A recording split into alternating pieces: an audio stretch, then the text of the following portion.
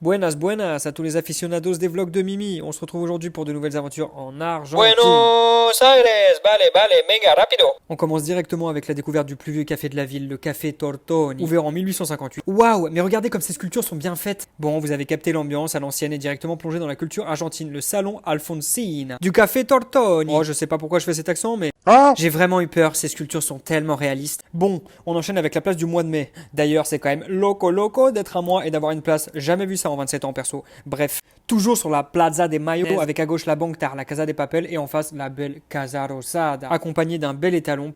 Cannabis. Oh, le petit Jésus, il est descendu du ciel. Transition. Bon, là, on est sur un joli bâtiment encore, le service des communications de la ville. Donc c'est joli, mais y a rien à dire. Waouh, l'ambiance est géniale. En plus, on entend les oiseaux chanter. Mais c'est le Black Pearl. Je comprendrai jamais les architectes. Qu'est-ce que c'est que ce pont? Pourquoi faire? Bon, les docks là, c'est le quartier Puerto Madero. Sympa, ambiance bobo parisien. C'est le Black Pearl? Comment elle est trop belle ma meuf. Ensuite, on est allé à San Telmo, un quartier populaire avec notamment un marché qui marche bien puisque là on voit des bras zéro en intérieur, des mecs qui préparent des empanadas et plein de petits gourmands qui sont là pour s'en mettre plein la panse. Eh mais on est où là? On est dans Stranger Things? On est en 1980 ou quoi? C'est quoi toutes ces babioles? Putain, à part chez ma mère, j'ai jamais vu autant de bibelots entassés comme ça quoi. Eh, vous aussi les internautes, dites-moi en commentaire si votre mère, elle entasse plein de bibelots comme ça et tout le temps, elle en met partout. Après presque 15 km et 2000 de dénivelé, on continue. On rentre dans ce magnifique parc qui va nous emmener dans le quartier de la Boca. On se calaque à l'occasion. Trop stylé vos déguisements les gars, c'est Mardi Gras ou quoi? Transition. On est dans le quartier de la Boca, du bleu, du jaune partout, en référence à l'équipe de foot locale, les Boca Juniors. J'ai pas menti sur le bleu et jaune, hein? Si, ambiance latino.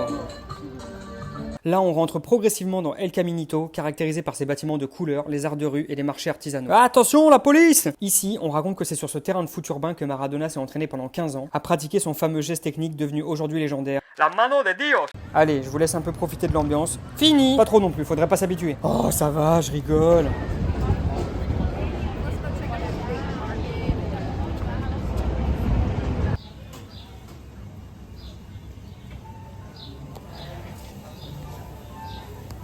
Qui là, l'autre?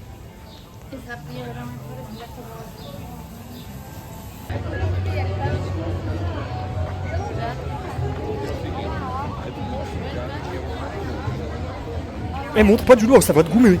Les statues un peu moches que vous voyez là, c'est Mafalda. C'est un livre hyper connu là-bas, c'est dans la culture. Donc on respecte. Oh, regardez, je crois qu'il me fait un signe de gang. Non mais s'il vous plaît, regardez toutes ces couleurs. Magnifique, ma biche.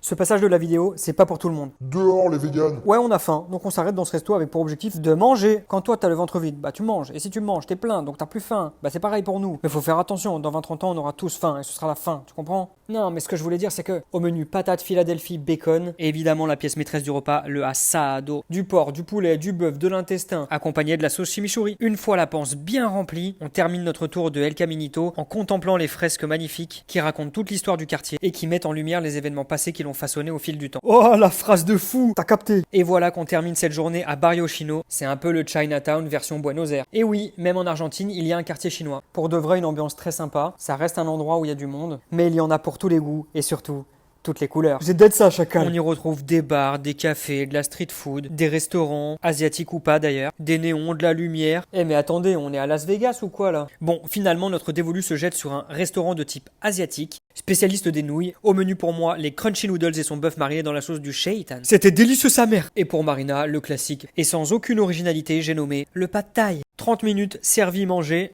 On a prolongé le plaisir avec cette petite douceur, fraise enrobée de chocolat et crunchy granola. C'est validé par la street. Avant de rentrer à l'hôtel, on a assisté à cette exhibition amateur de tango. Ici, la philosophie c'est partage, plaisir, passion, rencontre, échange, kalash, cachemire, violon. Ça fait beaucoup là, non? Merci d'avoir regardé et à vos commentaires. Au revoir.